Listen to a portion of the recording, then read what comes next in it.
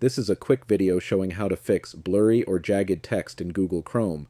If the text on your screen looks something like this, don't worry. It's an easy fix. Let's jump right in.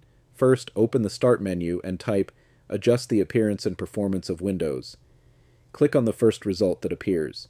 Now, the Performance Options window will open.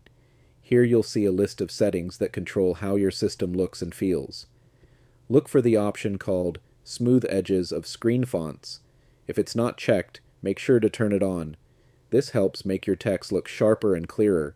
Then, at the top, choose Let Windows choose what's best for my computer. Once you've done that, click Apply, then OK. Close everything, and restart Chrome. Now when you return to the same page, you should see the text looking sharp and easy to read again. And that's it. Your blurry text issue should now be fixed. Everything on your screen should look much smoother and easier to read.